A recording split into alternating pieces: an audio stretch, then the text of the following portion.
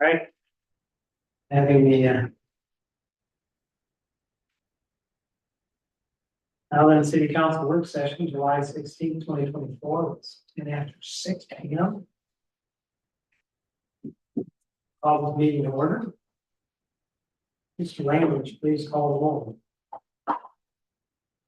Mayor Huon, present. Councilmember Randall, Present. Councilmember Alders. He should be on his way this evening. Councilmember Ryan here. Councilmember Gladwell, Here. Deputy Clerk Amber Johnson, Here. City Administrator Stella Lander is present, and also our project manager Genevieve Hirsch. Back, sorry, Hirsch. Roll call is taken. Okay. Take a motion to approve the amended agenda.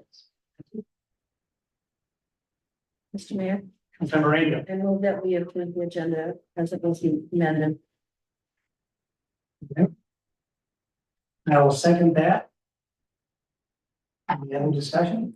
No. All right, all those in favor signify by saying aye. Aye. Aye, opposed, motion carries.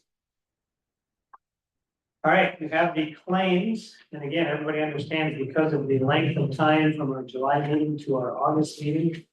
We'll be doing this once again later this month. But this will be all the claims through today. Is that right, yeah? No, before the 10th. Because I did these so they could be in the Plus this one. plus that one. All right, so everything through July 10th. And the one we got today for the grant.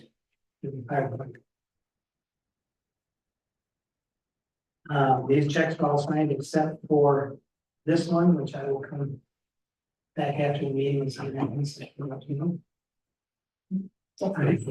And so the understanding is for the approval by the council, these checks would be mailed to me. Correct? Yes. Maybe. Council, any questions on the invoices that you've received? All right, seeing and hearing none, I will make a motion to approve the claims as presented. On page 2, 3. Summation on 4 and the submission today for the fire department may have committed. I'll second. Motion from the mayor, second from Councilman Flattable. Any other discussion? Seeing and hearing none, all those in favor, please signify by saying aye. Aye. Opposed? Motion carries.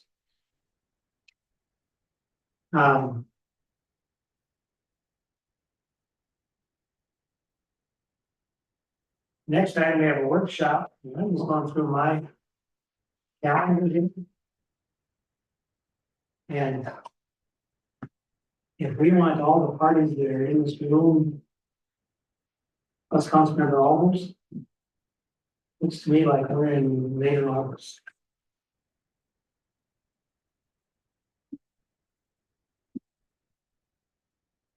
I think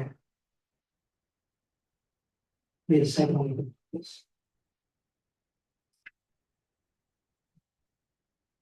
And the Tuesdays night to night. August 6th.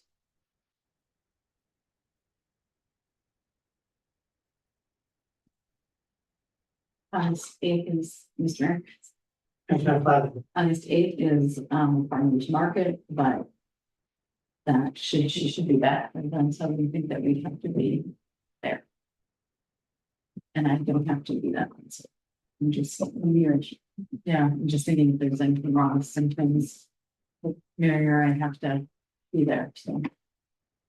Mr. Mayor, that second week I'm in Madison, Wednesday through Sunday. We're talking 7th through 11th. Correct. Okay. Well, right now I see potential for 12th, 13th. 14th. No. That is early voting until 5 o'clock, the 12th is set up, 13th. and the 13th. I knew there was something. Was the 5th open? Which No. suggests, okay, so mine was close to it, then. So we're talking 14th.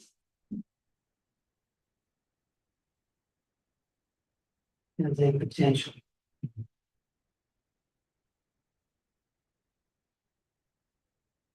Yes, and then on the 15th, this morning, the budget session.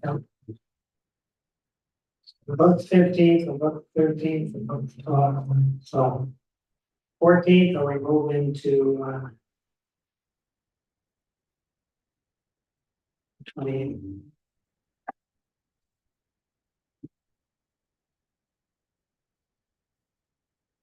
Fourteenth to 28th.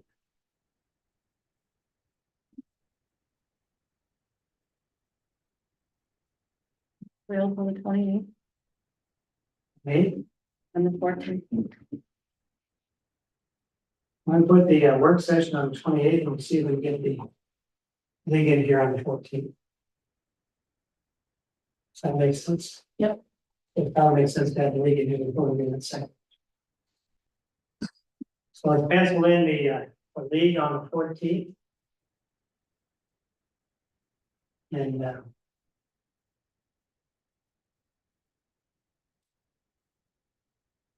You're looking at the 6 o'clock meeting yeah, I'd like to see what they can do. as well. But 5 o'clock and 6 o'clock.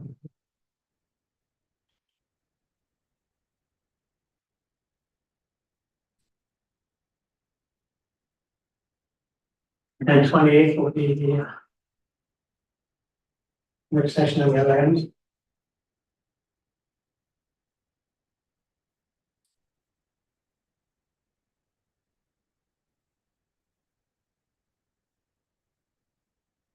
Oh, yeah, work session again at 6 o'clock.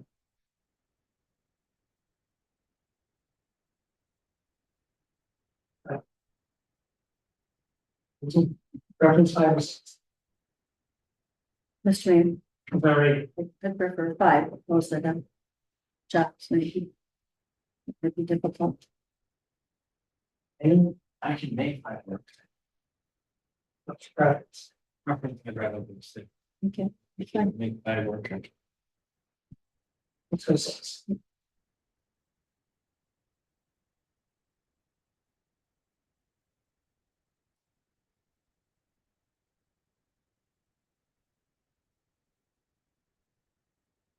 I mean, 6 o'clock as well. Yes.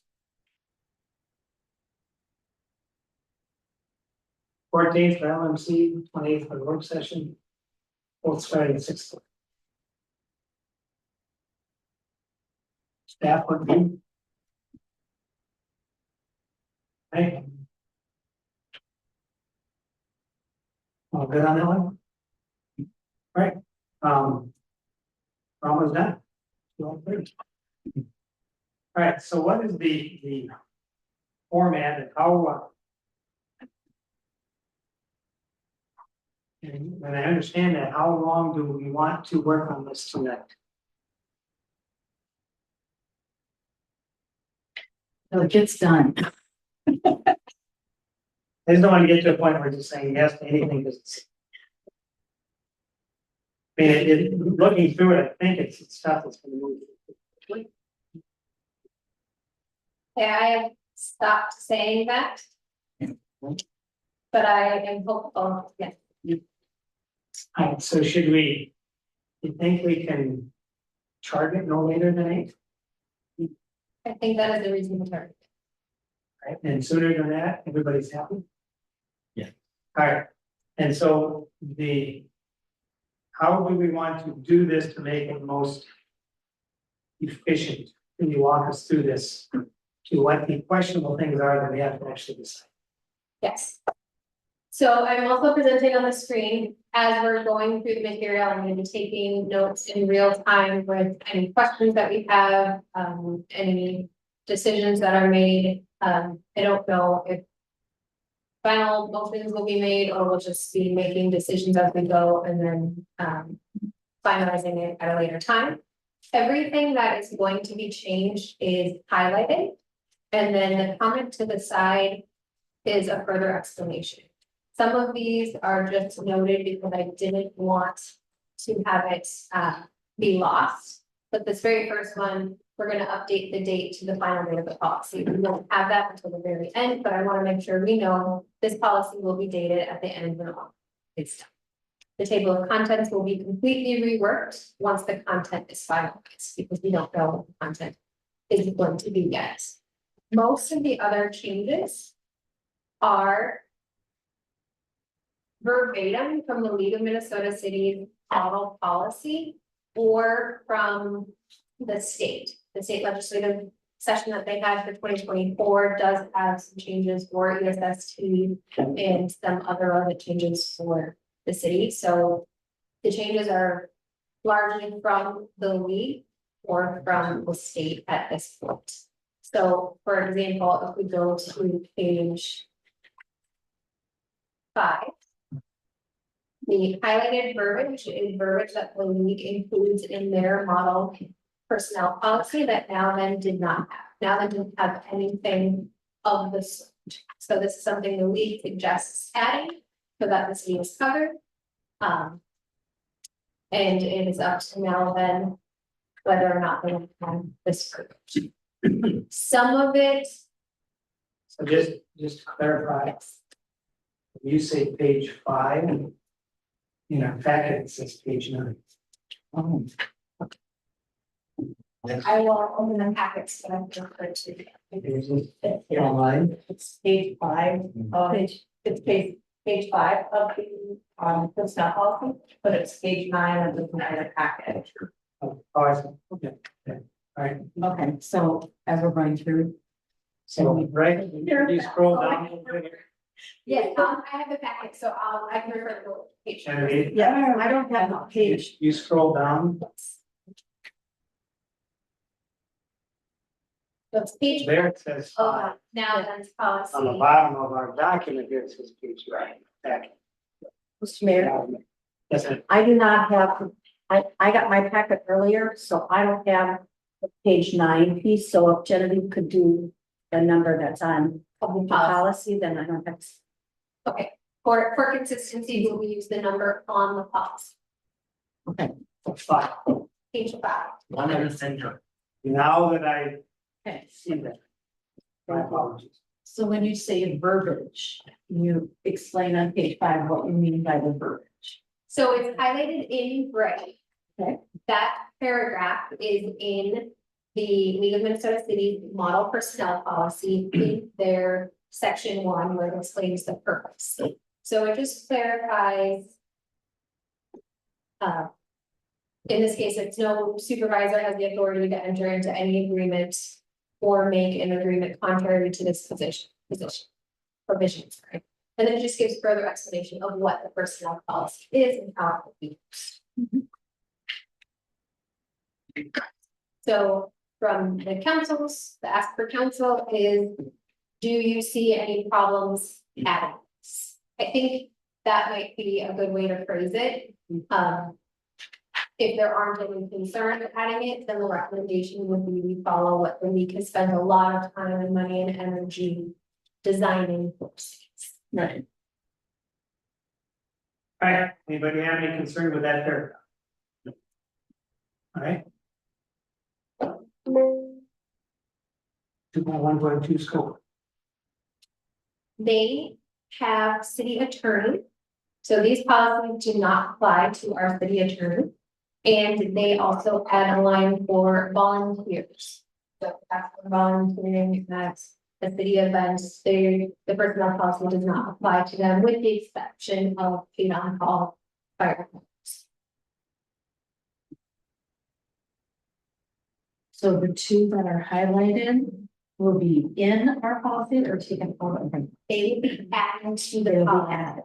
So everything there that we see plus what you have highlighted will be added.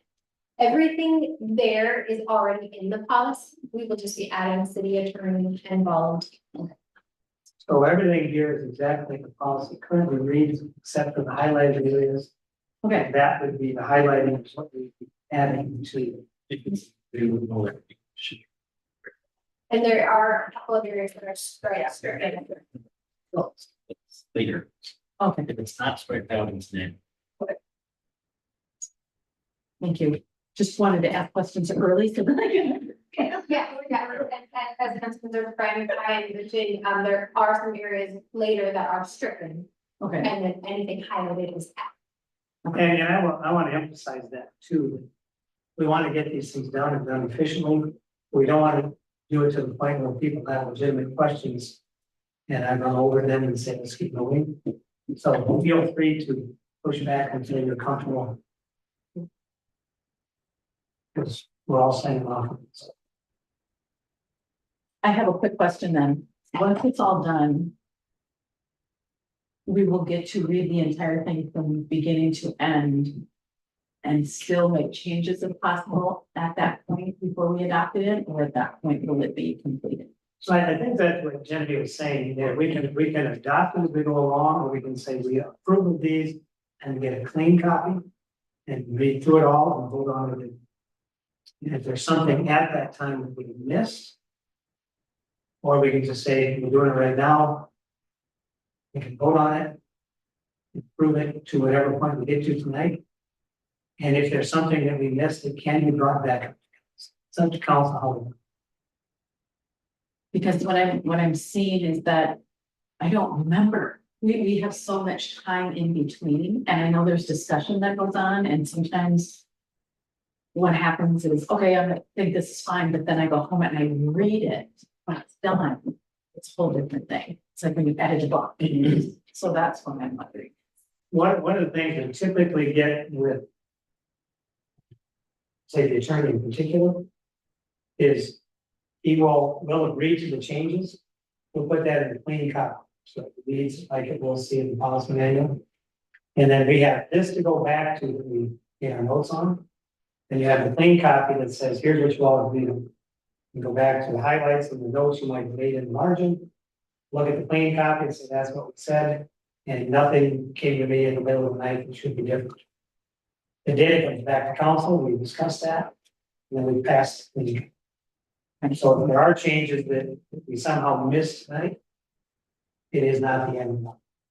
And we should see a clean copy so you can read it through. For that, you keep these notes, if you write any notes, or if there's any other changes, you should say, yeah, that's a paragraph we agreed with.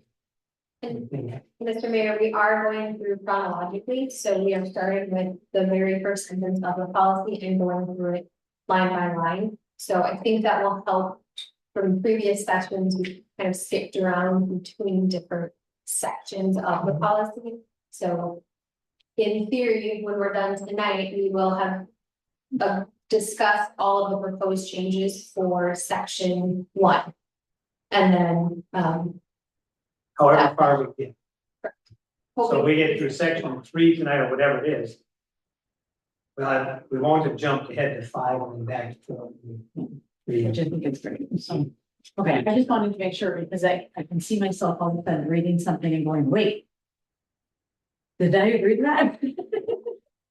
And that's why I wanted to make sure that it wasn't like a cut and dry, that we could go back and maybe discuss a portions if possible.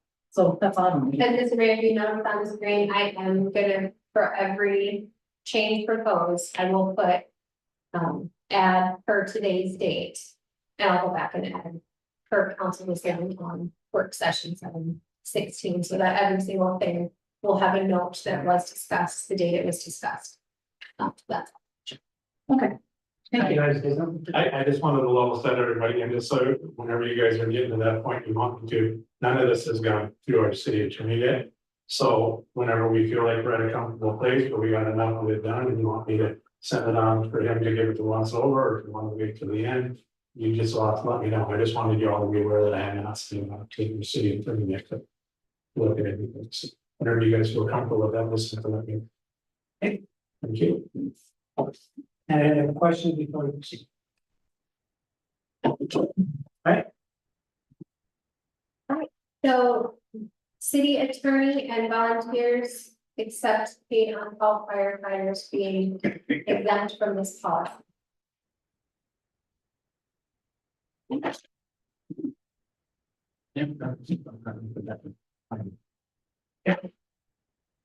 things you can say, that's what the last off. Right, page 6. page two. Okay. Yes. Up there. Okay. The last paragraph just further explains the purpose of a personnel policy. What it can do, what else can be changed based on the work needs of it. So in that paragraph. Why is everything's in gray except for the supervisor? Word highlights the word that's attached to my comment separate. So I have to put a comment somewhere in the paragraph, so my comment is tied to the word supervisor, so the entire paragraph is being added. It's just a formatting nuance. I just didn't know if there was some, if there's a dual edit going on. Okay, Any questions or concerns adding that verbiage? The next whole section was not addressed in the Nowthen policy. The equal opportunity employment statement.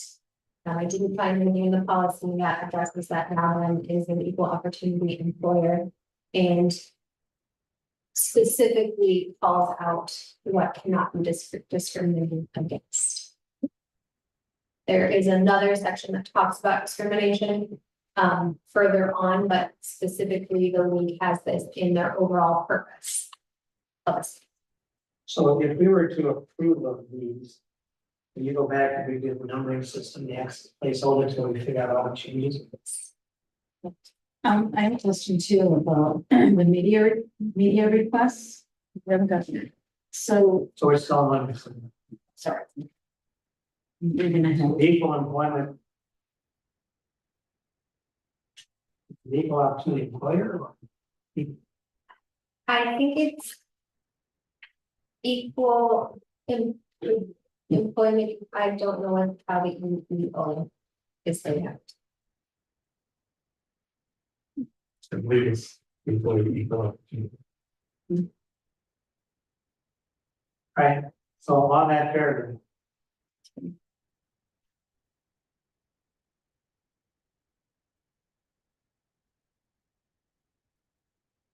it's there. Natalie? Could we have the EEO like spell out as to what it is, because not everybody coming in is know what it means. So.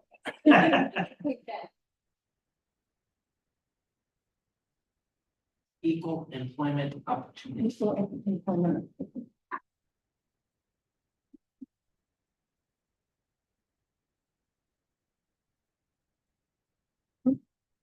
And so this is a model policy, but I'm assuming this is also state verbiage.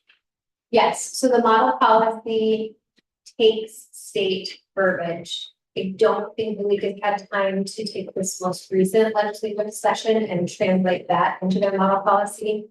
But everything else in their model policy is coming from state or federal statute. For equal employment opportunity and discrimination, there are different rules for the state of Minnesota than there are federally. So all they are combined, but everything is. Is the state more comprehensive than federal? Yes, And we're modeling on the state. The state may have something more comprehensive than this based on our last session, if we guys know about that. Has it included yet? I don't believe so. I did read through the 2024 session and there wasn't anything in addition to this. For equal employment opportunities, this kind of.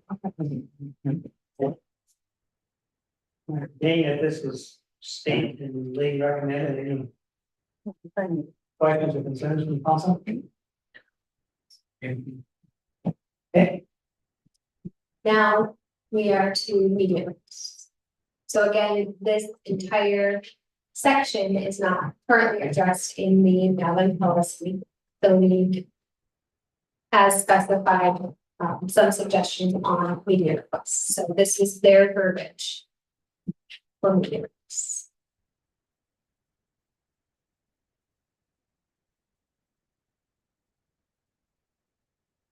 Mr. Mayor, Councilman Brian. any clarification, Genevieve, on like the specificality of the term to help communicate accurate and timely information to the public in a professional manner means? I have not seen it, but I can find out. I mean, if they're literally saying that if a newspaper reporter comes out and just happens to be driving around and or walks in the office and wants interview from Chris. Just as a, I would think we do not want that without Scott knowing what's going on. Oops. I believe further on, it does clarify that if you are asked to thoroughly have approval, you want to provide information. Our request for interviews or information from the meeting, got to do that to the city commission. Right, I'm just reading that differently when it says one thing in the very first sentence and then it says something else in the third paragraph. Mhm. Right. I mean, and if I'm an employee, I could be, as me as an employee, I might be getting to this point, skimming through it, and it's like, oh, yep, okay, cool, and then we didn't necessarily get to the third paragraph. Oops, I was supposed to do that. That's a very good point, and any of this can be modified, so I think that does kind of contradict what comes later, so that sentence would just be removed altogether. I mean, if it's implying an actual data request, that's something completely different. But I would take that generality in sentence one to mean it could happen. So, or that third paragraph needs to be the first paragraph or something along that nature. I agree, because that third paragraph does say unless it's routine, and if they're asking for what is the next city council meeting, that's something that any employee could give out. So maybe moving that first paragraph or updating.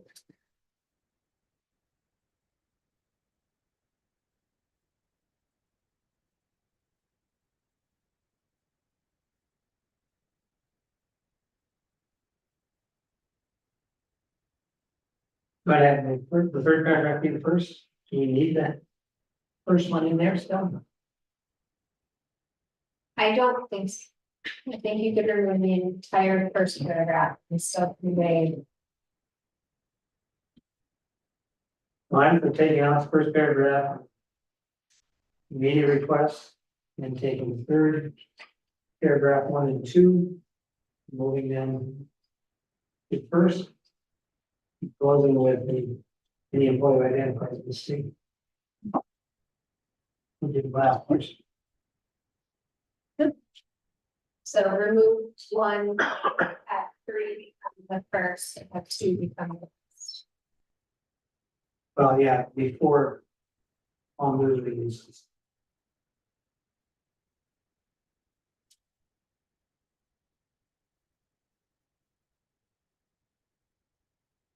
And then in the third paragraph, under question number one, I mean, is it something where do you want, if Joe's operating and somebody comes up to him and says, hey, when's the next council meeting? You say that that's Tuesday. Do you need to be made aware of that Joe told somebody in the public when the next meeting?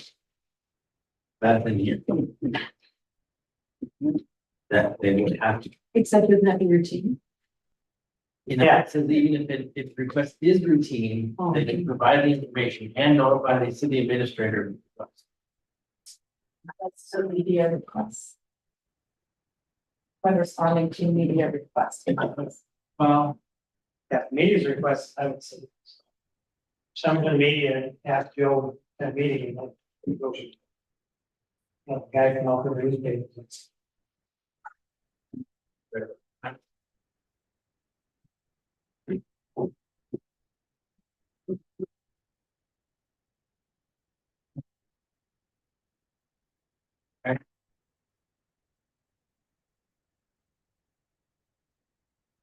Any other changes to media requests?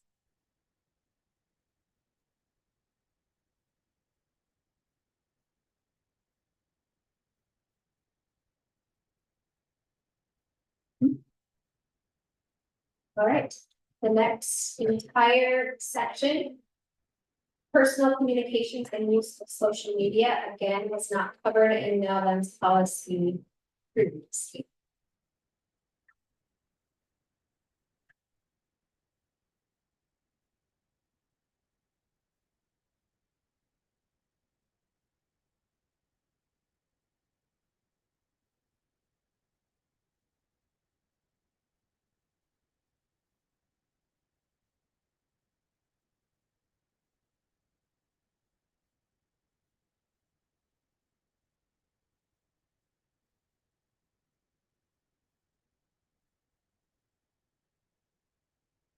I've previously read it, but I didn't consider it.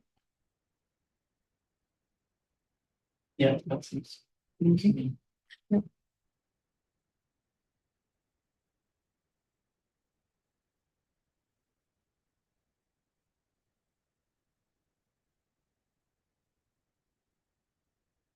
Right, it's committees are doing that.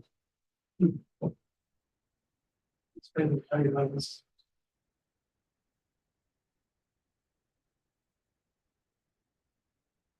Yeah, without the reader, you're typing.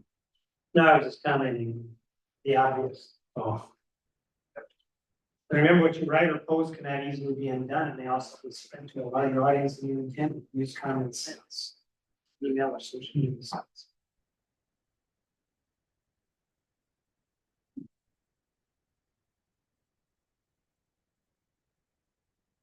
Right? Mr. Mayor, one section I just noticed is the social media listed. It's quite outdated. I may update that to some social media sites for however we use today. you don't like the last. Well, Twitter is going on call Twitter, and I want to make sure now that, you know, Gotcha. Twitter's down there with X today. She wants to. TikTok, I really love TikTok. People still using Instagram. yes,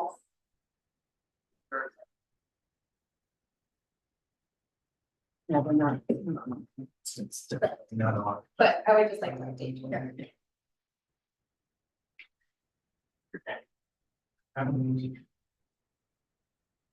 All right, the next section was in Nowthen's policy. It is the interpretation section. It previously said legal counsel is responsible for the interpretation of these policies. Administrator Laner did run that by our legal counsel, and he recommended the verbiage that's in Grits. The verbiage in Grits, our legal counsel has recommended replacing the verbiage.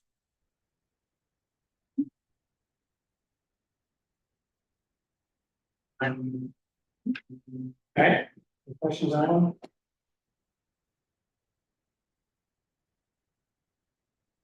The data practices advisory, there are just 2 additional paragraphs that the league had in this section that Nowthen did not.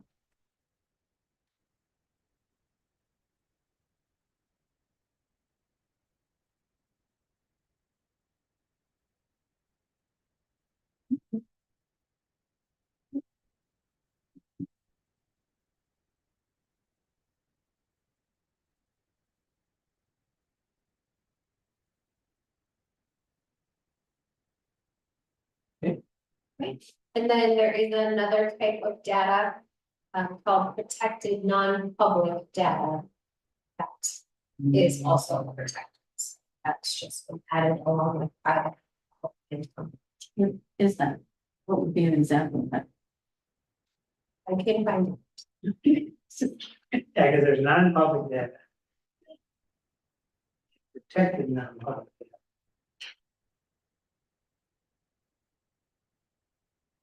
Is it possible? Or. I'm sorry, if it's something we want to do on our policy. URL, right, the URL get updated. But then if for this exact reason, if someone was doing, what does protected non-public data mean? We could literally click on it if it wasn't an active PDF file and it would take them to give that explanation. Yeah, that.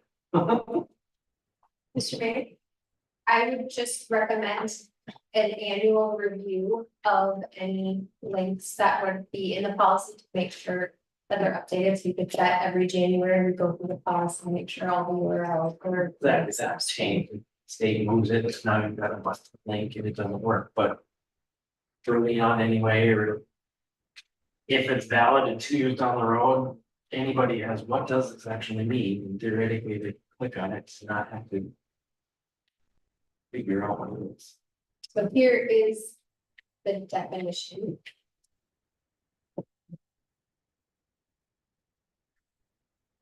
Protected non-public, not an individual.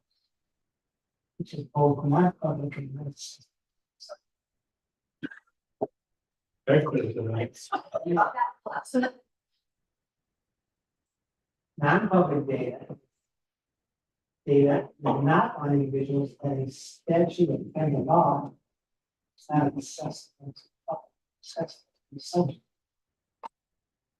Say, protected non-public data is on individuals. They can't know about There's a complaint against them until some point in time. Then it's. That's what non-public data, That's my understanding. That's what protected non-public, so even the subject that is it consist. it. So someone Who has knowledge? So it'd be if somebody.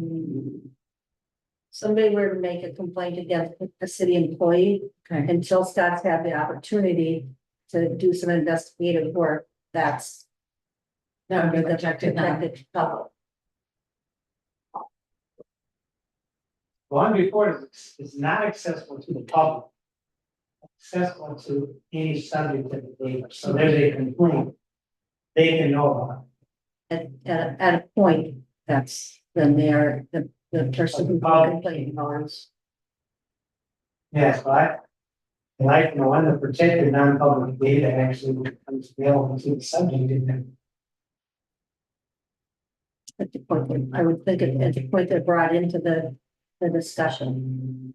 And if an employee. If there's a complaint about an employee. And it's not found to be credible. Then that's never going to the public. Scroll down a little, it's data on individuals in public. Students.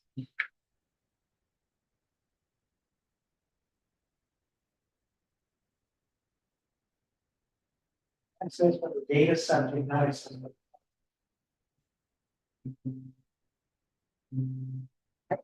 Fair. Yeah. All right, I guess I would leave this up to city administrator to figure it out at the time when it moves from one column to another. There's nothing we can do about it. It's state statute. yeah, we can just, I would just have to figure out what that is. That could be chasing that. We still quite a lot, find out. What does that mean? Not accessible to the subject, mine doesn't become. Somebody's got. It says on the bottom, 10 years, That's what they see. 10 years after that kind of subject, 30 years after the completion. Yeah, That's private and confidential. right. You know, protected non-public. Is there anything going lower than that?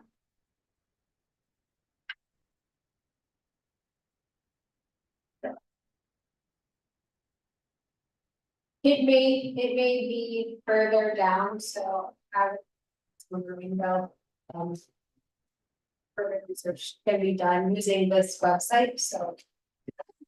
If there would be an option to include that website in the personnel policy as long as it's. Yeah, I want to go back to Councilman Brian's point, we're gonna put links in there. And the recommendation would be to update that every year. Who does that? Where do we assign it? If somebody is you. When, you know, we certainly don't want the first quarter is getting up. Twos, and then previous year. And.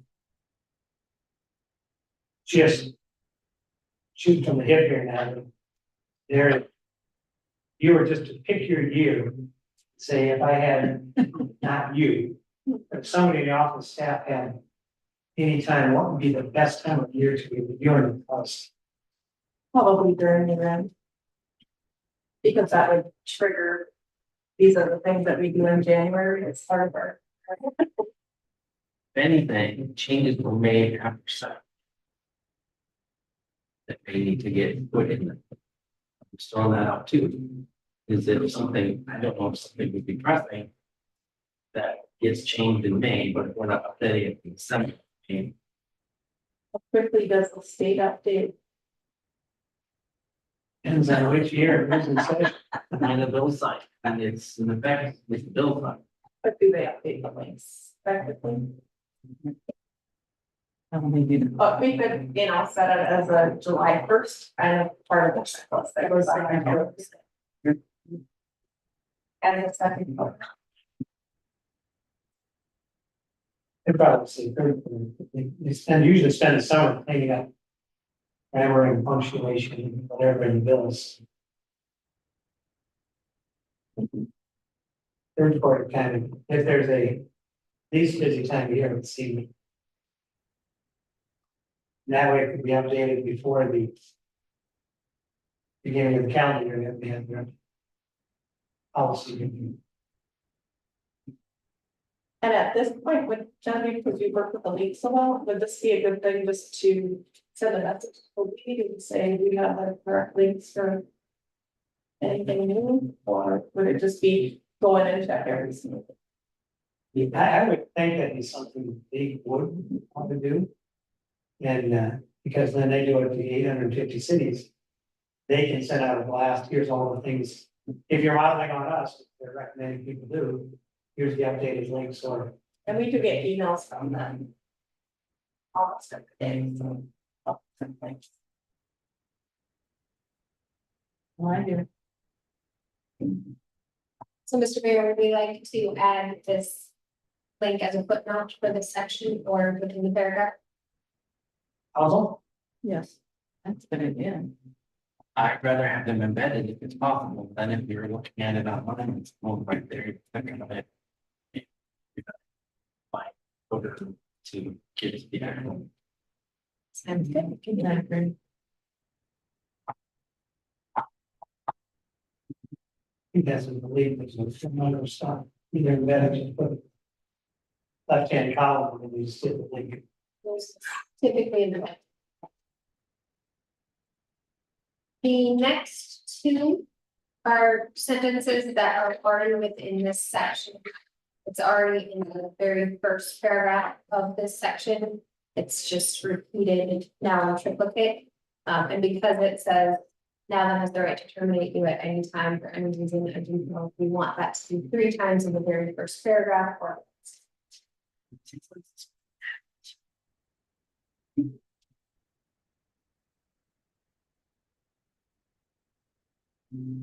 So that last sentence. The third paragraph. No representative city has authority to enter into any agreement to the contrary listed by the city council for striking the. Does that tie in? What does that refer to? Strike those 2 sentences. I guess when you're reading it, it's saying no representative could say. You could have a non-at-will employment. So that could be stricken as well. So I would probably move it up to where you strike the first one. Nothing contained in policies or received documents. Tender employment contracts with the city and its employers guarantee a continued employment property rights and good interest.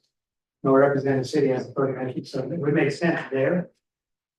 And then the city council reserves right to modify the laws.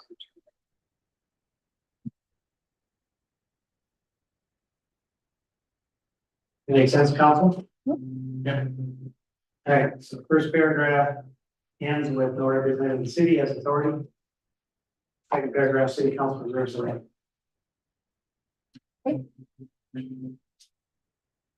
This next entire section, which is currently labeled section X, does not exist in Nowthen's policy. Based on where it's located within the overall model policy, I think it would make sense as a new section 2 of Nowthen's policy. And it just is the diversity, equity, and inclusion section.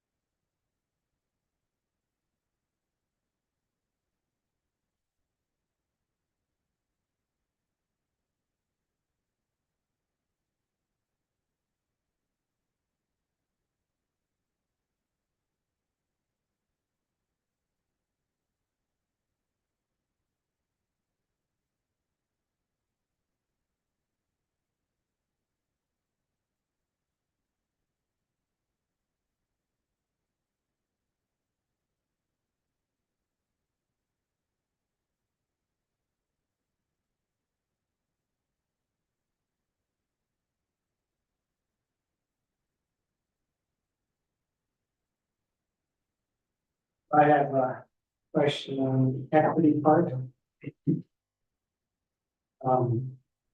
Principal fairness by seeking to remove barriers and increase access to services. This includes understanding and knowledge of historical and ongoing inequities between groups of people and a commitment to actions that challenge those inequities. I don't know how we support that from a city standpoint, how we support that second. But specifically, would that mean, we had this, we went through on the league board. Some of those are more aspirational than being able to put the meat on. What does that mean? When we talk about inequities of groups of people. Acknowledging historical and ongoing, there's claims and then there's facts. I was kidding. Mr. Mayor, Councilmember Brian. I tend to agree with. Well, I do agree with your statement that a lot of the way that this section is worded can lead to a lot of discussion and debate, and it probably isn't, as it's written, it doesn't apply to a personnel statement, at least for our city. Granted, I totally agree with that things like harassment and inclusion aren't harassment certainly is not allowed in the workplace, but I just don't agree with the way that this is presented to be included in a policy that we are working through, as well as the divisiveness, the terminology as it's in the society today, that there's probably a better way to make this fit the city and its personnel policy.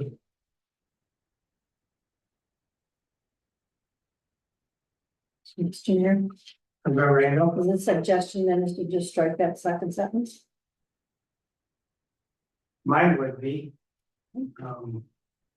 As far as Dan and Councilman Brian, you're talking about. The broader, I'm in the definition section. Yeah, I'm just looking at the section that this entire section would be reviewed for how it actually fits.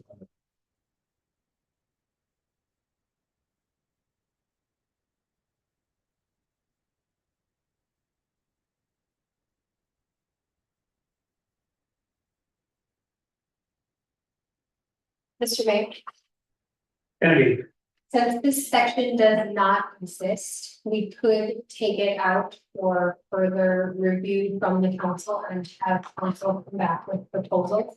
and not lose any momentum in going through the existing policies. This was added between sections 1 and 2. If we remove it for further discussion, we could continue going through in chronological order. Nowthen's current policy. The council. I would like, I think it's a way to take it out and discuss it. right?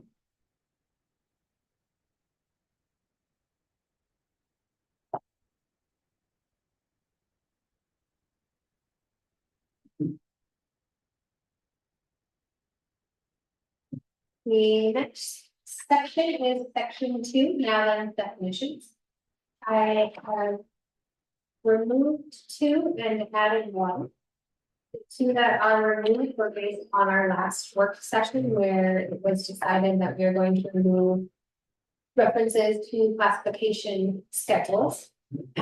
If those references have been removed, it would make sense that the definitions also be removed for classification schedules. Also okay with that? Mm-hmm. Just curious about. I see, I'm gonna give Councilmember Brian first and then Susie. I'm just seeing if this would impact staff at all. I mean. As far as saying that something. I mean, a knife can serve as a weapon, but if it's something that's being used. In the shop to do day-to-day stuff, does that need to be? Is the wording acceptable?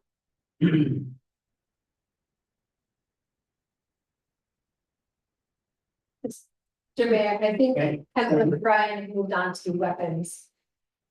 The two that were you referring to, are you treating the two that were removed and the one that was added together? No, Okay, all right, I'm dealing with the two that were, classification system okay, and yeah, reclassify. Reclassify to me is different. And classification, but Natalie wanted to say something. I do on that, because I'm wondering, I wasn't here for that meeting, and does the classification have to do with the pay equity classification, so we are supposed to do that? It doesn't have to do with pay equity, it has to do with the steps. Which is part of the pay equity reporting. We don't have steps. I know. We were hoping to get one before I have to do the next report. Was that, was any of that discussed at the last meeting as to how it would affect that? And if it was, No, I don't, because I don't know how from a pay equity standpoint, for cities that don't have steps. Can be required to include that in, we have a job responsibility that fits on the matrix. We say this person is doing these jobs, and then we do the equity between the genders. And I don't know what you do. You start talking about well, it's genders all other about than male the and female. points, and it's the section of points that we have to put as where it has a the starting wages up to a maximum wage for each particular job based on the points they have. And the steps that are. And so, Which is based on the job responsibility. yeah, Right. but so you can say that, That extra point, that piece. yeah, from a step standpoint, when we've done those in the past, we say that this is the Public Works 1, let's say. And your basic activities are down here, and your advanced activities over here. So in this scale, not necessarily steps, but in the scale of responsibilities, this person can right now mow grass. This person can drive a commercial vehicle and do this, and this. So one is down here, one is over here. You're saying this guy can do it all, but you rate them to this person. You rate them down here, even though they do all of this other stuff. It's not necessarily steps, it's the classification on their job responsibilities. You're saying this person is only able to qualify to mow grass in the park. Therefore, they're on the lower end of the pay scale in Public Works 1. Public Works 1 also includes these other responsibilities, which employee B does, therefore they're on the other end of the scale. Right. And then obviously, from the equity standpoint, they're looking to say, okay, in that you have public employee in this classification, and it looks like the female is doing the same job on Public Works One, is this person here, but they're getting paid less. Right. And So we don't necessarily need those steps to be able not to. steps, just where they are on the total list of Yeah. responsibilities. But it does bring up an interesting question. With pay equity. Well, that's something we're dealing with currently now, but when you start having people that are presenting as transgender, how does that impact your pay equity? It hasn't come up yet. Right, to the council. I- Maybe I didn't even think about that. Well, because that's what you have to say, whatever they're identifying at is where their scale is, so. Let's say you had a Public Works 3 that's on the far end of everything they do.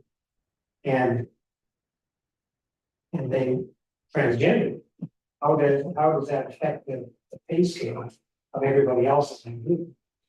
I guess we'll have to. You know, because that's one of the primary things on the pay equity report is equity of genders. Mhm. I'm gonna keep an eye out. Hopefully we don't have to run on weekends. That's not something to think for. I'm just saying, I'm, you know, the whole of the report is confusing enough. Hopefully if they're going to include that, they give us, maybe, more probably say, give us clarity. Might have to update the policy. Well, I'm saying it's a state mandate. We have to do that, so if they're going to mandate, they need to give us clarity. Because to leave that to staff, you know, is. Do we have to do anything with that here, right now? So in this case, first one, when we restrict system intended to rank and employee positions based on job responsibilities and hours worked to ensure uniform and fair job using benefits, it's a classification system. If that's referring to steps, we don't have. That's referring to job responsibilities, we do that in a less formal system with steps. Okay, I just wanted Steps to. has to do more, my experience, more with longevity than actually increasing responsibility. So, Mr. Mayor, based on what you described, it sounds like there is a system in place to rank employees based on their responsibilities. So it may be just not called a classification system, but it sounds like that system does exist. So then knowing that this definition should remain. I was gonna say the second one is reclassify. If somebody were to move from one classification based on their experience or a decrease in responsibility, there would be, you know, significant change in positions, duties, and responsibilities. They would be reclassified on a pay structure, but not a step structure. So you would interpret that, Scott? No, I'm trying to understand, because, Mr. Mayor, because, when I take a look at that, what's put in here by Genevieve, it said. Council voted to remove references to classification schedules, and council voted to remove references to classification schedules again. I'm just trying to recall what our thought process was back then, that council wanted to take it out. It was totally regarding pay. Yeah. And steps and lengths, that's something that we didn't do. So previously, we referred to steps, Yep. and we didn't use steps. So what are we calling when you just explain to us? Classifications or job? What are we calling when you just explain I from would say- Public Works 1 to Public Works 3 potentially? Job responsibility. Responsibilities. And how this is done, your system intended to rank employee positions based on job responsibilities and hours worked to assure uniform and fair job duties. That doesn't even say a step. So I mean, we could still use that same definition, couldn't we? Or do we need to clarify that? I think I think after this discussion, it could be left as it was. Can you ask me, Mr. Mayor, I would concur with that. To give us the ability to be able to navigate that. Yeah, if somebody's scaling back, I want us to be, well, you're not gonna do all those duties, they can be restructured.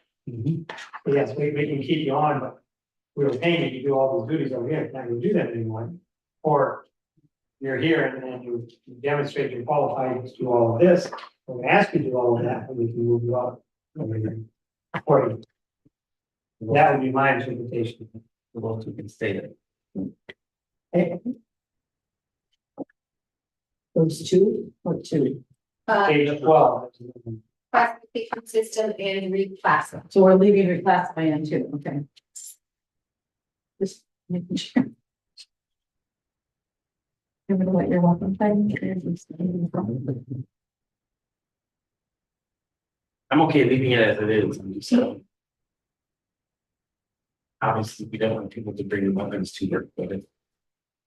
I don't know if any of our staff, have a knife in the shop they use for whatever. Pocket knife, and so on. That's gonna be an issue. So I'm reading this, so weapons are defined to include all legal or illegal firearms, switchblade knives, or any other object modified to serve as a weapon.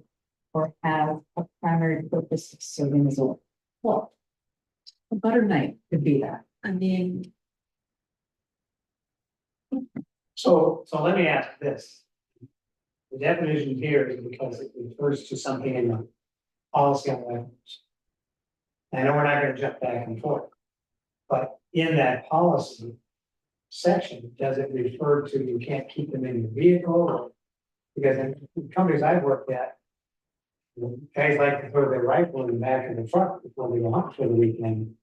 And policy says, if we see the rifle back in the truck, we can hold you in violation of employment. So Well, and what the policy says about weapons is it for? what about? What about pocket knives? I have a pocket.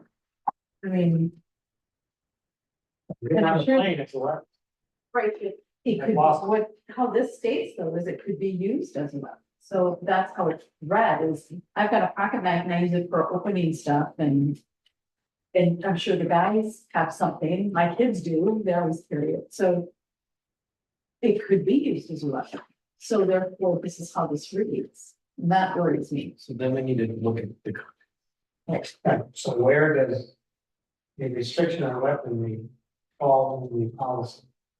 It's saying you can't have it at work, you can't have it in the vehicle, you can't.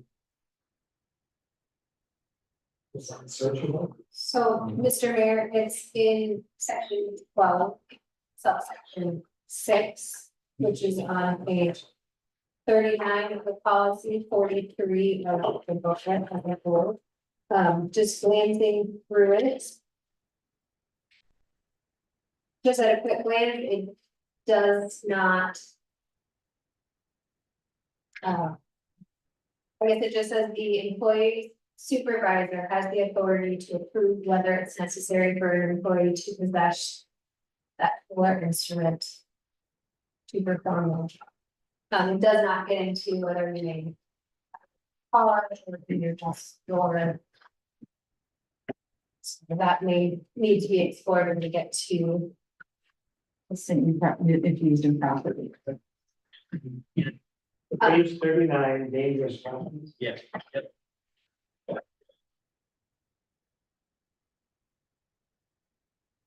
The city reserves the right to search and inspect any and all city property. Does not say what the city is searching for, or what they can do if they. So, I know we're not going back and forth, but because this is just the definition section, I think it would make sense to define weapons once we had reviewed the weapons section. Yeah, that makes sense. So we avoid jumping back and forth because. Because here it's got an additional definition of. weapon, dangerous weapon. Any instrument capable of using by the harm using which. And has intent to harm or intimidate another person, including tools, instruments. So we've expanded the definition, so. Let's mark that one as, to be further investigated. Once we get to the weapons section. Sounds good. Okay, our next section is 3, recruitment. The very first paragraph, scope, is not in Nowthen's policy right now, so the suggestion would be to have that be the opening statement of this section.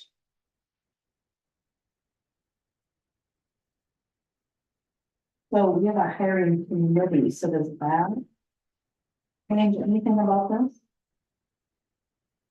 There are a couple of places where I've heard hiring committee discussed in our previous sessions, so I have pulled up a couple of other places to see if we want consistency. There are some places that say, I believe, personnel committee, others that refer to the city council as a whole, but it seems to be implying a hiring committee. So I think for consistency, if we want to replace anything that would be the hiring committee.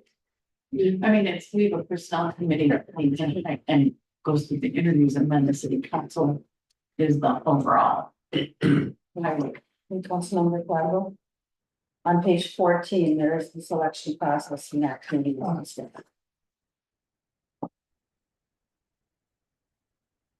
And thank you, Councilmember Rainbow, that is where it says hiring committee today, and so I think just making sure the verbiage is all consistent. And I think this is saying that the city staff is managing the process. The hiring, the recommendation of the committee and the approval of the committee.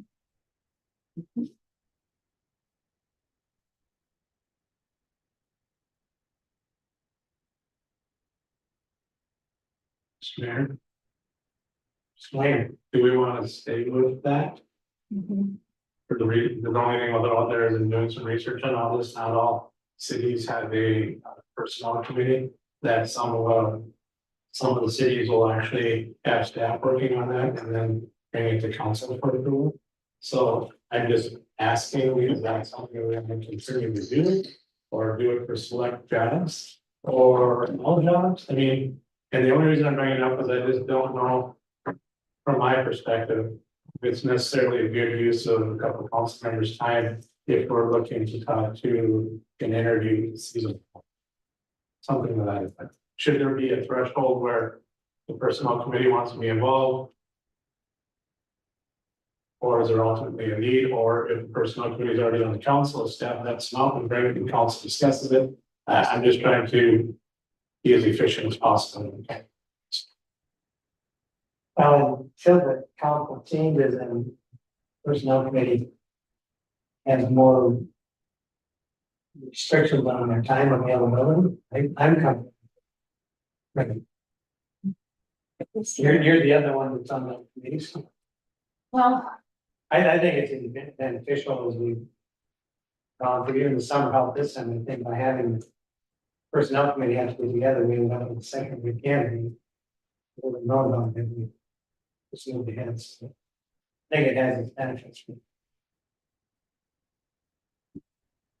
I'm fine either way. Seasonal help is something that is so. Just seasonal, so I guess in that case, I wouldn't care. If I'm Sometimes seasonal help turns into full time. I have an example this last year. Okay, yeah, that way. And, you know, I know who's current fellows are going to college and you're not likely to be areas of study, but seasonal help tends to be somebody who could end up in. Yeah, I'm this. That's right, correct. I do have a suggestion, and I don't know, it could just be part of not policy, but has been unknown. In my opinion, I feel that the head of the department should be a part of the interviewing, rather than having two brand new employees come in that have never met the supervisor, meaning for the seasonal help.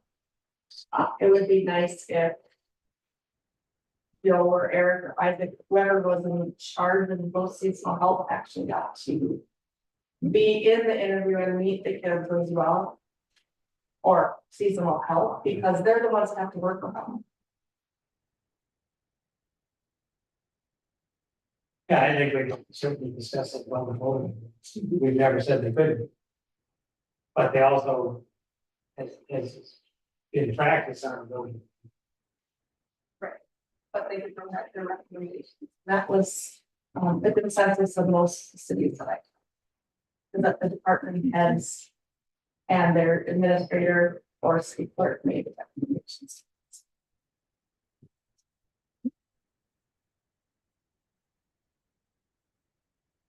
So, Mr. Mayor, the scope section. Would the council like to adopt it with changes, or then?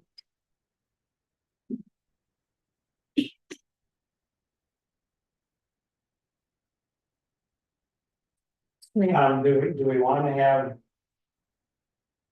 I know it comes in later. Do we want to have? City administrator designate will manage the hiring process for positions within the city in coordination with the personnel committee. Add that line to it, and then all hiring process may be coordinated by the staff, city council, keep the rest of the. So just add the within the city coordination with the personnel.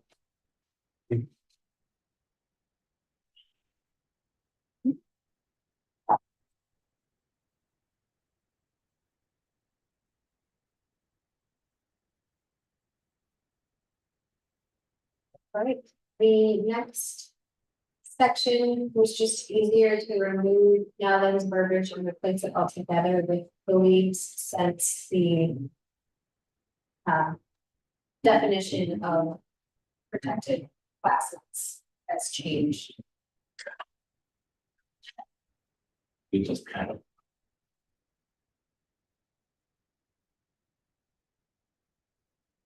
Potentially, I think it makes sense in either section, if adding it in section 1 is just kind of a blanket statement on how the city functions as a whole. And this section is specifically about how hiring is done. So I think if we wanted to remove it, we could remove it from this section and add the any person who feels he or she has been discriminated against to the equal opportunity employment section in the program. Mr. Mayor, Councilor Rainville, I agree with what Genevieve just said, because this is in regards to recruitment and selection. So you really don't have a grievance process or anything like that, so it's really relevant if you're just interviewing for a job and.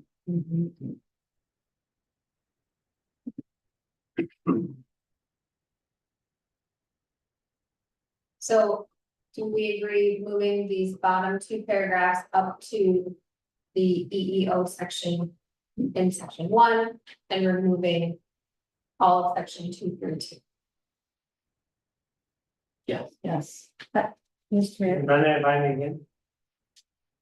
So the bottom 2 paragraphs highlighted in purple on the screen will be moved up to page To the EEO, to the EEO section, and then this will be removed from the hiring section. Thoughts? Mr. Mayor, Councilor Rainville. I believe we should leave the first the first paragraph there. Which one again? The 232, and just that first paragraph. We are equal opportunity. Right, so the question was the next 2 that already exist. Yeah, those go. So the To ones the in purple EEO up there, section, the ones in purple up there, yes, those can go. They should be moved to the, EEO section, yeah, And you want the first one that's got the red on top of it, the gray, and you want that one. just the, well, on the line before the. yeah. Mr. Mayor, Councilmember Bryan. I'm still trying to understand why that's not redundant to 2-1-X. Specifically say, city of Nowthen is committed to providing really, but not limited to recruiting, hire, emotions. I mean, if you want it in there in both places, that's fine, it just seems like it's redundant. Whatever the council chooses. What was your reason? Very much. Why, because it's part of recruitment is telling, I mean, except for the, somebody's being recruited isn't looking at this anyway, so. We're not gonna see this until after. It's covered elsewhere.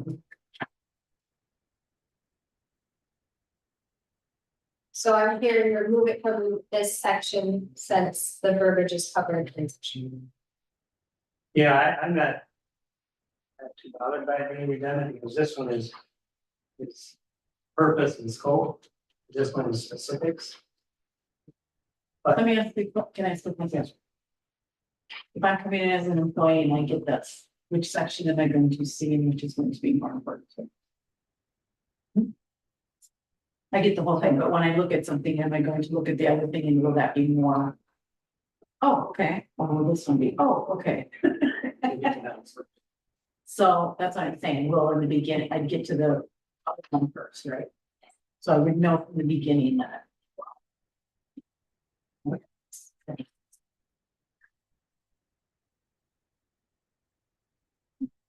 If we're going to move forward with striking it from us. Here it is.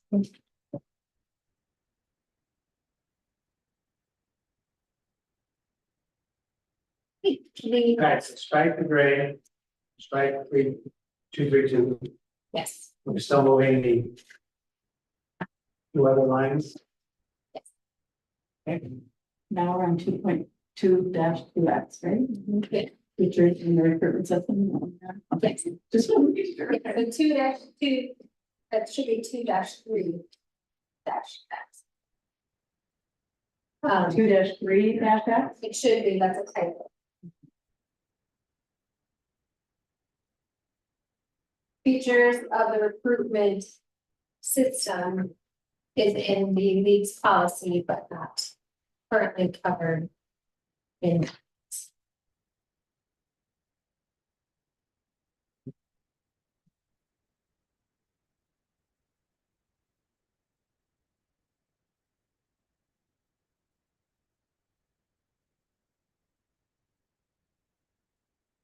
It says unsolicited applications will not be kept on file, or solicited applications be kept on file.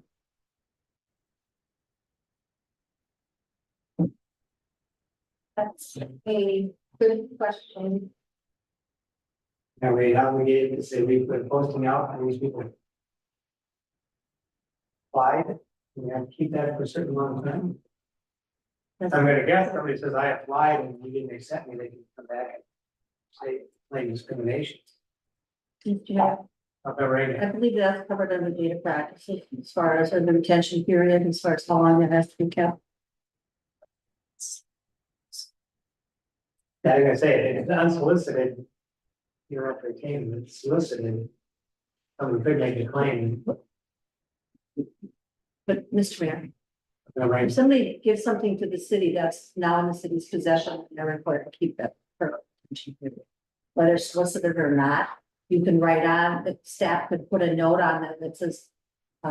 Application received on July 17, 2024. No open positions posted, this something that then that would say that it was. They weren't looking for somebody just brought an application. Yeah, and I'm saying, so this policy, the last line says unsolicited applications only kept in file. But they need, but can we add what she just said then? They won't be kept necessarily in file, but the note will be added. Because even if it's unsolicited, we'd still need to know that, correct? Well, I'm saying the distinction I'm hearing is if you walk in and say I'm applying for a job, here just because we see it all the time, people applying for employment have to show they were doing something, so they walk into an application and should definitely wanted the job. Or you didn't have an opening at the time.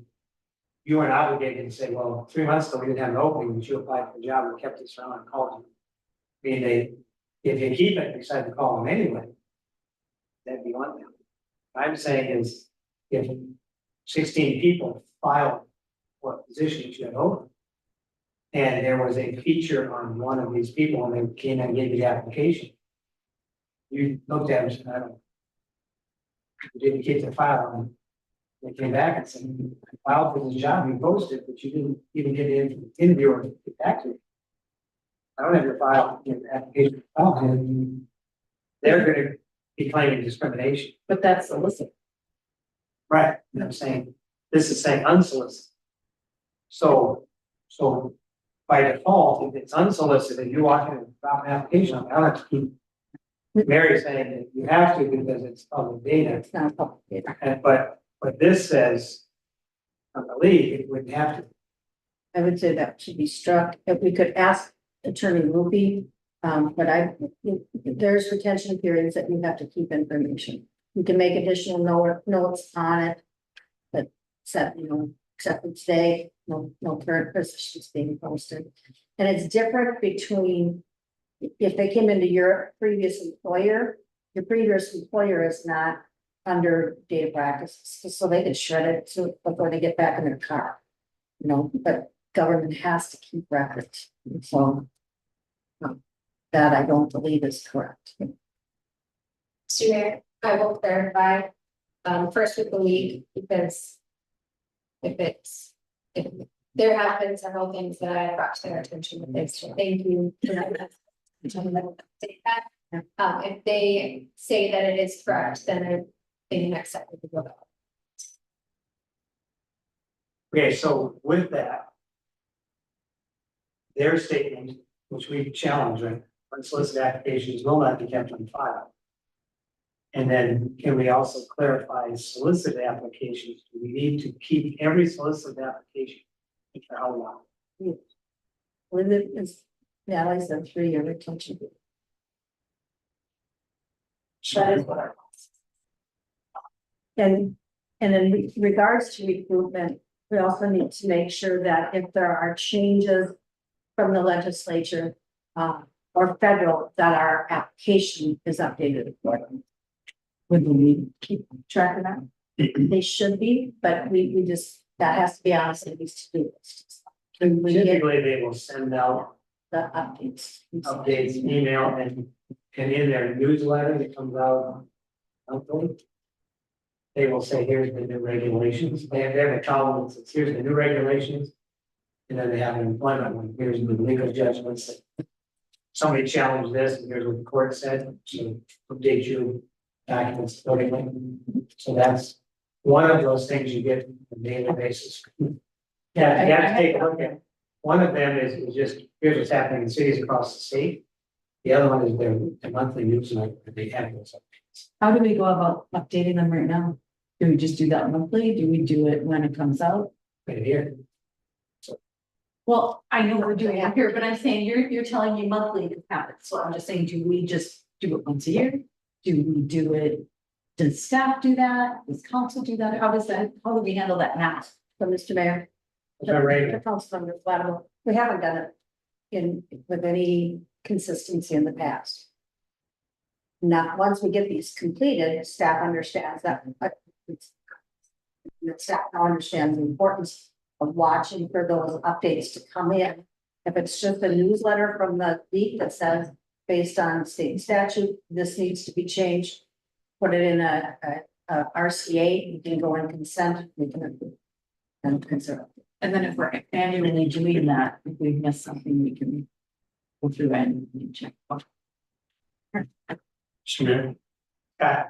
If I could just add one thing, Genevieve, to when you're checking on that, and I'd like to hear your guys' input. Emails being sent in. And I'll give you an example.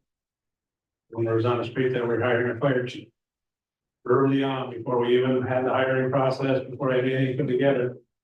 Received an email from an individual that was expressing some interest. That individual, I know much going through the checklist, never then applied and put together and all that, but that was an email that was really unsolicited to me, right? Would you consider, would that fall into the same category, and would it be reasonable to ask Genevieve to check? Because it was just an email, I was stating who the person was and some interest in it and all that, and I specifically watched for it to come through the process, and it didn't come through the process, but. It was an email, so. It's like, you know how to handle that one. Yes, Mr. Mayor. Am I right? Again, data practices will determine Mhm. what emails have to be kept in for home periods. If it wasn't an application, it was just questions, then this wouldn't pertain to it. Because this is just talking applications. Okay. Our emails fall under data privacy. Yeah, that I'm just saying. Right. that's- Emails are record of city stuff. Okay. Emails are part of the practice. So is it reasonable for her to ask that question, or should we just lump it into the data practices? I would. Oh. Because we have specific. Yeah, Brian. They were resume or they just came interested in the fire chief position, let me know. I would have to go back, but I do not believe there was a long email explaining. Experience and and we're like, so I watched to see if anything would. I can go back and look, this has been a little while now, but did not come through when the hiring process was. I have to look and see if the Would resume. we have said, yeah, we're looking at it and there will be a posting coming out shortly or whatever? Or, You asked me what I did not respond. I was trying to answer your question. Yes, okay. Yeah, I did not, They asked a resume, that would be a completely different response. it would be, yeah, then you would, hey, it's gonna be coming out around this time frame, keep an eye on it, it's gonna be on the website, you can apply for it, fill out the application, and all that, but yeah. But if it was just a general, it was, so then I would be treating it as the general. Okay, I will clarify that. Thank you for the discussion, yeah, thank you. The next is further down the page, the selection process. This is where it has mentioned hiring committee. So I wanted to clarify that that should be updated to say personnel committee instead. Sounds like yes. And then I did just note that it does specifically say already in the policy, the process for hiring seasonal or temporary may be delegated to a supervisor. With each hire subject to city council. So that as it reads, could be done without the personnel committee. And then their recommendations presented. Can you level set me to be where vote is that, I'm sorry? Right underneath section, Page 14, number 3. so as Thank you. being it would be that seasonal.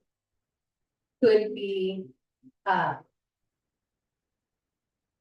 hiring process to go through without the personnel committee. But the council would still have final approval for the recommended candidates. That's true. My Brian. That, I could be wrong, but that to me sounds like we have conflicting, that would be. So, I don't propose to changing it, but it's not good. Like, It does say maybe. we will be back, you all know the depth. I.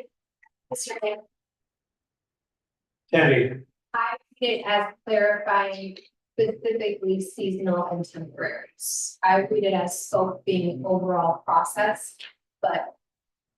This is a caveat for seasonal and temporary, that is my interpretation of it, but I agree, it could be clarified. oh yeah, because it puts it in the realm of subjective. Who makes the determination? And if we just said it makes sense because some of these seasonal become full-time. It would be nice to have the council that come through personnel committee. That one, too. Could we again, Mr. Mayor? That's very flattable. If we did something like the process for hiring seasonal and temporary employees may be delegated to the appropriate supervisor in coordination with personnel committee, if you put something like that in there, would that help clarify? It brings in the supervisors and adjuncts talking. I do think they use the same verbiage in coordination with.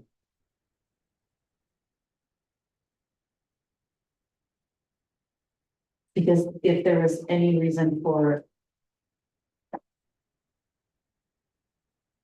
Let's say Scott's not there, Natalie's so appropriate supervisors, Natalie's going to have or Joe or whatever.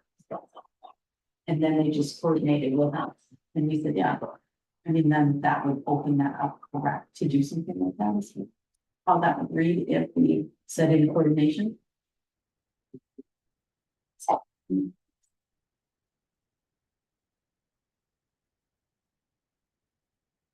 Oh, do you have that captured then?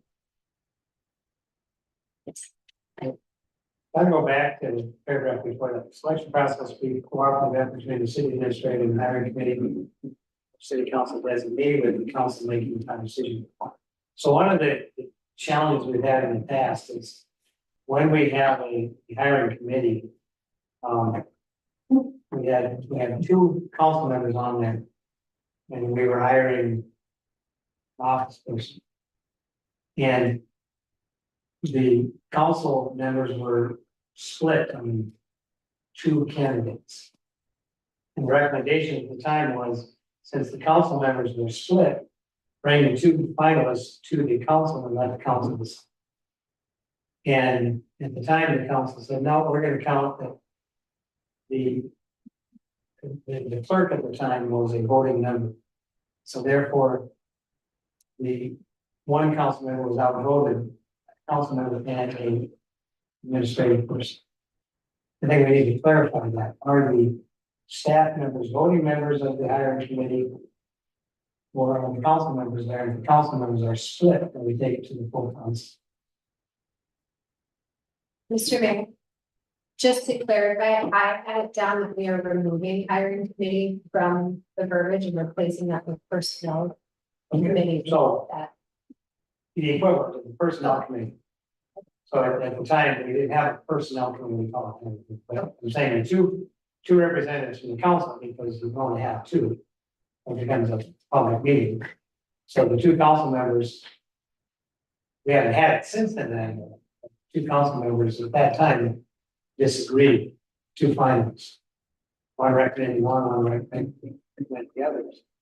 And what suggested is we take the two finalists and bring them to the council, to the full council vote, since they have to make that decision. And instead it was determined that the clerk at the time was a third voting member. And so then that was presented to the council, and the council member got to see the other candidates. Mr. Mayor, Councilman Brian. I would say that as based on the statutory city rule regulations, ordinances, laws, that as the city council being the hiring authority, that in a case like that, it should be, both candidates should be brought to the council. Obviously, staff will be having a recommendation for that is and information that is brought to council that can be used to hire that candidate, the candidate, appropriate candidate for that position. So to put the verbiage on that the staff will have a recommendation with the council have to vote. The council members are split, it comes to the full council. Can you capture that, Genevieve? Mr. Mayor, Sir, just for clarification on it, so. The city administrator that will be working with that individual doesn't have any say in if they want to bring him in. And hold on before you say something. The second of all, does that also pertain then to a fire chief that may be on the interviewing panel and may have some recommendations about our next fire chief? They don't get a vote to who the next fire chief should be? Just two people on there decide that? Probably not. For what he said, I think the staff is included in the recommendation process, but if it's split between council. So for your question that you just brought up with the fire chief, I'm not on that, you two are on that. So if they were like split, then yes, you would have a recommendation. So you would discuss the recommendation with them and why, and the fire chief would do the same thing. He would give a recommendation. And then those two people would come to council and council would interview them. Okay, so let's play that all the way out then. Fire chief and the city administrator had the recommendation, and the personnel committee says, no, we don't agree with it, we want this person over here. We don't have a vote in it at that point, so then we just go with what's voted by the council. That's correct. They had final. That's correct. That's how we got where we are today. Okay. And because our staff did not want what we chose, Hannah and I recommended to the council.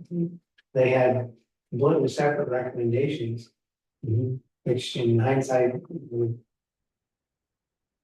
believe it that, the two council members on there recommended differently than staff. Okay. Who was going to be working with the selected person. And we made our recommendation to the council, so the council in that situation disagrees.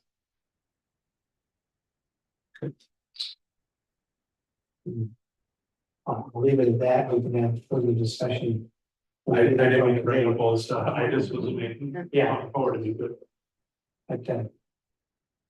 But yes, it was definitely a difference of opinion after the interviews with and any other people in the interview process.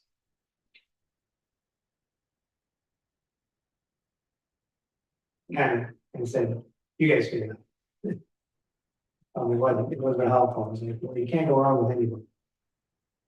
remember, we're not working in the same premises. I understand. And hopefully that's not the situation we find ourselves in again, but at the time, that was. If push comes to shove in those situations, yes, the council representatives, and this in particular was. So the council representatives both agreed to go a certain way, which was different than staff. What I'm reading up here is, let's say on the fire chief, Councilman Brian on the recommended candidate A and Mayor on the recommended candidate B. We certainly take into consideration the other input from the chief and administrator. But we would put them both to the council, and the council would complete those interviews. If we're saying we see a strong suit here, we see a strong suit here, but we're not in agreement on one candidate, they would come before the council. And certainly, chief's input, your input is to one or the other. Will be considered. It could be that one of you agrees with one of us, one agrees with one of us. Yeah. Yeah. It can be both. Because that's what we had last time too, not everybody agreed with everything, even because we got people in from outside the city. Now, can I just have a question then, in the situation, and I'll get into the specifics you're talking about, then the council decided to bring somebody on and that individual had to work with that staff. Good. And we can talk about, Yeah, I didn't mean to go any deeper, I just wanted to, got it, we can take that out, I know, sorry, didn't mean to money the waters. I Kevin, did add a note to add that additional verbiage. Okay.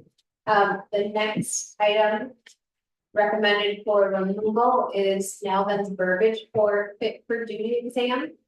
The league has a much more robust definition of when a medical exam could be required for a physician. So the recommendation is to remove the fairly generic fit for duty and replace it with the detailed medical exam. And we are still in the hiring section. So, Mr. Mayor, Councilmember Randall, one of the things we'll have to put on the to-do list, and I know you have it mentioned somewhere in here, is that if we do these pre-climatic medical exams, we need to designate a doctor or clinic person.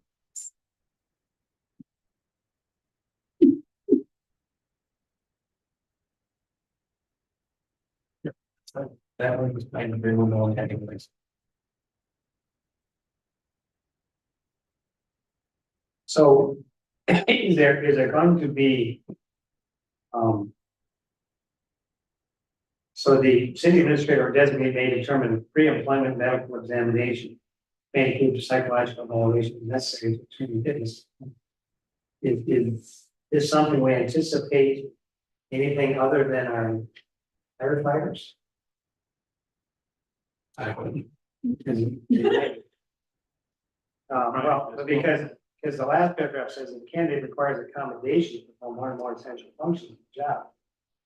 The administrator designee will confer with the petition candidate regarding reasonable and acceptable accommodation. If the candidate is rejected from employment based on the results of medical exam, there should be notified of termination. So that statement there, do we have to accommodate somebody who fails a physical on a fire? I mean, if you can't do the physical requirements of firefighter, I can understand it if you're doing exams for office jobs. But how do you accommodate physical limitations in a firefighter? I believe we're trying to practice if you fail the physical as a firefighter, I'm talking about, or psychological. You're excluded from the process. Yeah, this says accommodation. Right, but then. Accommodation, what accommodation would we make for fire? So, Council member Rainey? I do not, the firefighters have their own employee policy. And that would be included in that. This, and then back to page 5, it's volunteers, except as specifically noted for paid on-call firefighters.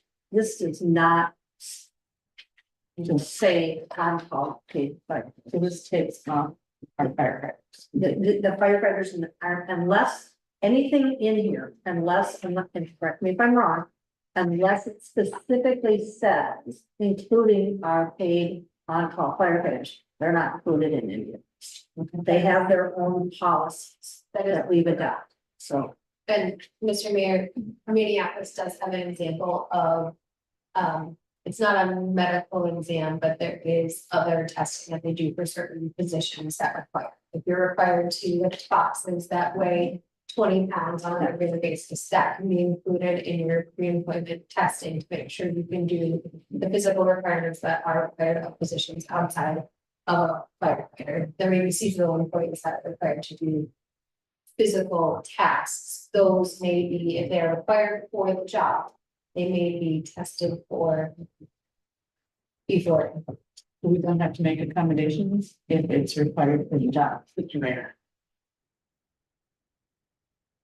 Right? I'm answering your question. Councilmember Brian? At the end of the first paragraph, the employment medical examination required. Proper employment is contingent. on that completion or actually passing. That's completion, because last paragraph says if candidate requires accommodation to perform one or more of the essential functions. It's the This is successful completion, that's because then it's saying you can pass it, but with accommodations. Now, I'll go back to Councilman Rainbow's side, like on page 5 there.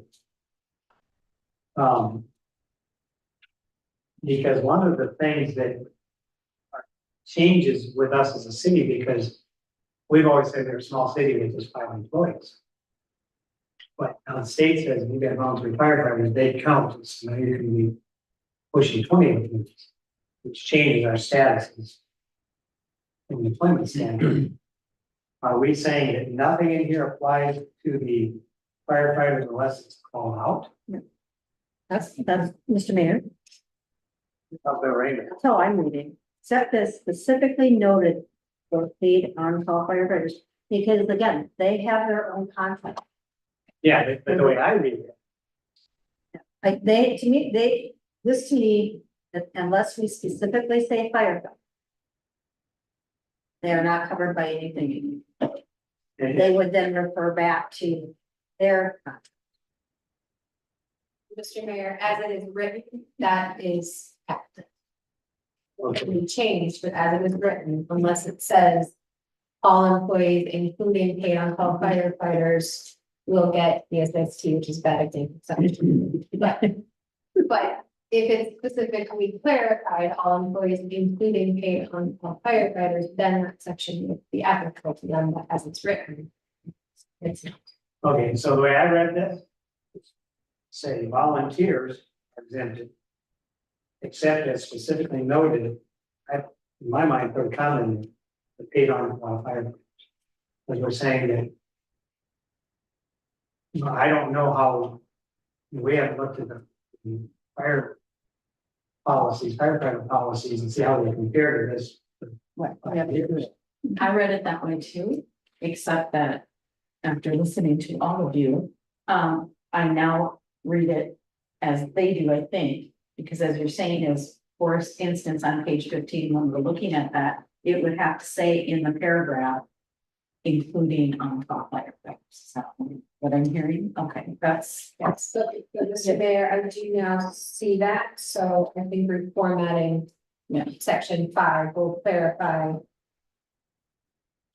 Paid on call firefighters are not part of this policy except where it is you mentioned. So is there any place that they're noted? not at this time. Yeah, because I think it needs to be clarified, like I said, in my mind, I put a comment. Because if that's the case.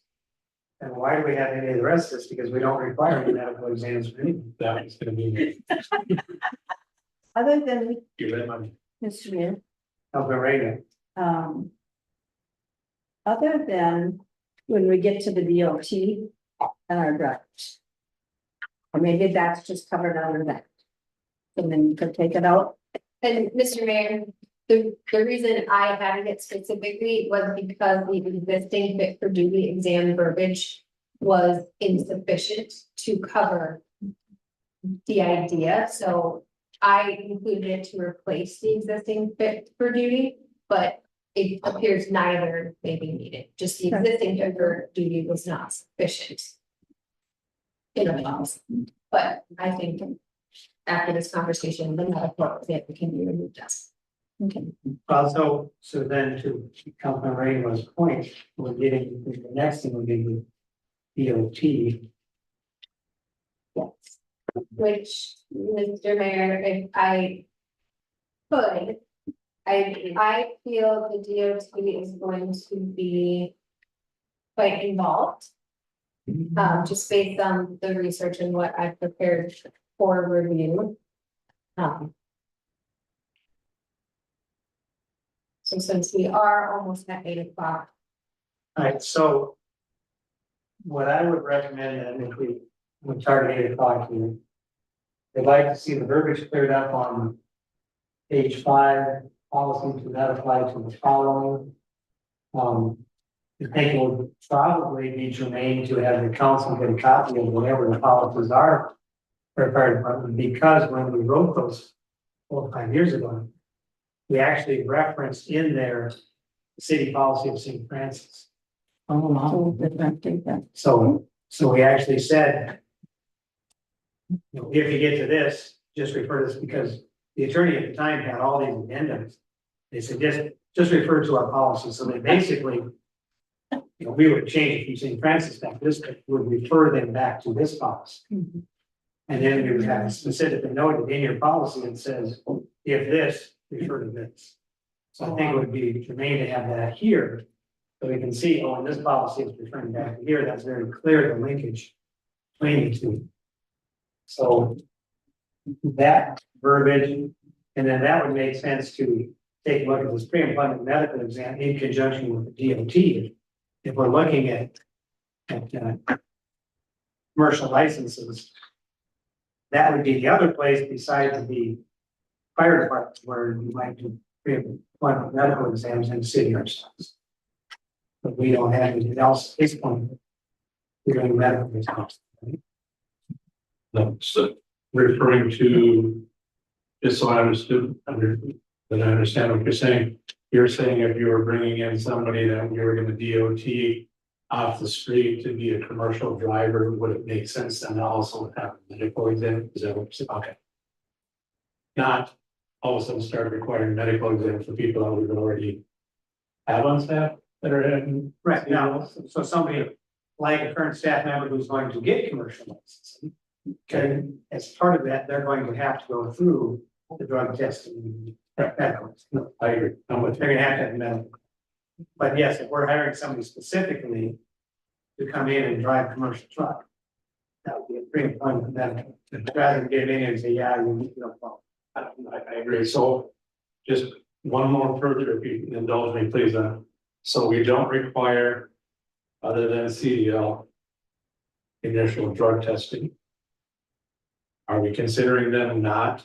Well, I think that's what we're breaking at this point. Okay, so we haven't said this out. Mr. Mayor, if I may, in my research so far, medical cards are not required for DOT. So I will present some more information on medical card. Never heard that. So- In the first,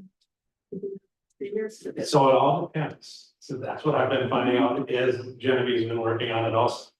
So we've never required a drug test or a medical card for city employees to run a city.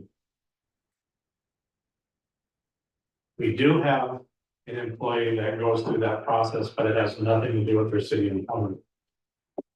One of our city employees who runs a CDL renews that every 4 years, just like he does a driver's license, and does not have to go through a medical card.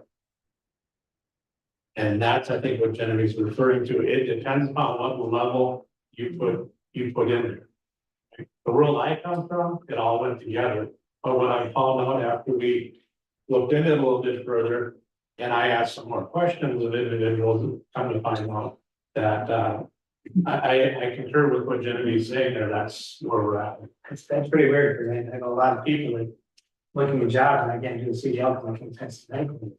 I think there is, That is fine. I wanted to say that the verbiage was to be safe, employers could require it, but I think the legal requirement didn't So that, require it, so so I so let's- will do more research and present. I would say that because one of the things here is. We need to find out what that threshold is, because we're putting people in. I don't know what. Those tandem trucks. I don't know how many times they ever needed But it. you're talking some pretty big trucks on highways with a pump trailer. They're all in gravel, they got a pump trailer again, That's correct. and Like, I mean, you need a medical card if you're gonna drive a school bus, and kids, I know you're gonna be a motor road truck driver, you gotta have. In your case, you just said Chad has to have it, so it's, I didn't realize how all over the board it was until we had further discussion about it. And It may be a council decision. yes, Mr. Mayor, I did think to research it more because I thought that was all handled through the Department of Transportation. But after discussion, I will provide more information on when it's required out. so Scott, could you provide Genevieve with what our trucks, what our tackle weight is and with the trailer instructions, so that. Gross vehicle weight, so you have that, yes, sir.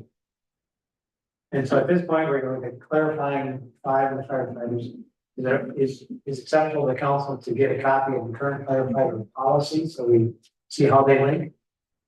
So if we could have the firefighter policy as it currently stands voted to the council for our next discussion.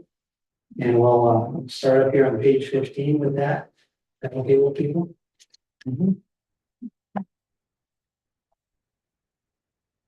And then, Mr. Mayor, it's not part of the policy and it will not be added to the policy. It will be a separate standalone policy, but it was provided in the packet, the DOT drug and alcohol test. So that will be a separate policy that is referenced within the overall policy. And then there are also Page 61. yes, 61. And then there are also 9 additional forms that will need to be adopted for the city, and those are all included as well. So In pages, that last last section, pages 37 pages. 59 through 98 is the policy itself. and the 9 additional documents. The first 2 pages is just a summary because there's so much information. I just created a summary of what the requirements are and what's included in this. So, The German all testing summary, yes, when we're going to, okay, page 59. yeah, so page 59 is something that I just created to kind of summarize. So right now, this is only gonna be for commercial drivers.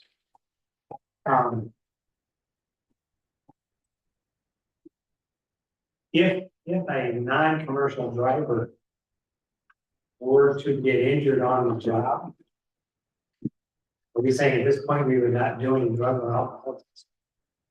So that is a separate discussion, and I don't think I included it in this packet. But I have prepared it. More considerations for non-DOT drug and alcohol testing. The limitations on what you can test for and when you can test for are very, very strict for non-DOT. I know at the last meeting, you had said no pre-employment drug and alcohol testing for non-DOT, but reasonable suspicion was still an option. After doing more research on it, and I do have a document prepared of all the things to consider if the city would like reasonable suspicion testing. And again, I apologize, I didn't include in this packet because, I know, it's budgeting. That's a separate section, so we will address that when we get to section 8, I believe, in the policy. And so then, I think that's for further discussion, what sort of testing for non-DOT employees. Yeah, because I'm just thinking of, again, it's in the private sector, but if you're using the loader, you're gonna have a DOT license for that. If somebody gets injured, It's typically the trigger if somebody's injured or they're driving the vehicle. Ask for ambulance delay or something, so it's rid of that, and then that would, if you need reasons. yeah, because that's what I'm gonna say, if somebody's injured and we gotta call an ambulance, person involved is isolated, kept from not bringing any bodily fluids at that point, and then you bring in if somebody's injured, there's typically going to be workers' comp or losses too, right? So So, I do think we can't just throw that out because we do operate some equipment, people that aren't able to. so when we get to section 8.3, I do have a separate presentation included in that drug tests section of the policy for non-DOT. Right? Any other questions or recommendations? And the next policy meeting. So, don't like our chances after all of this one, 2 or 3 minutes. They're looking for it.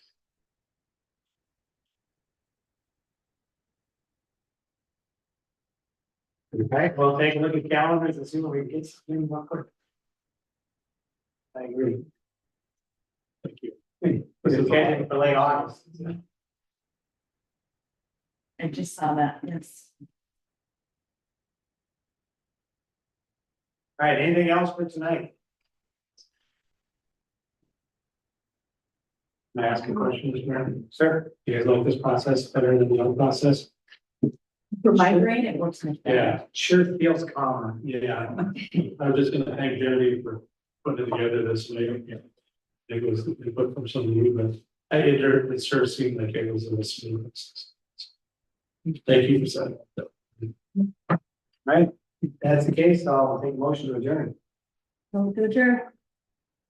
Second. We are adjourned.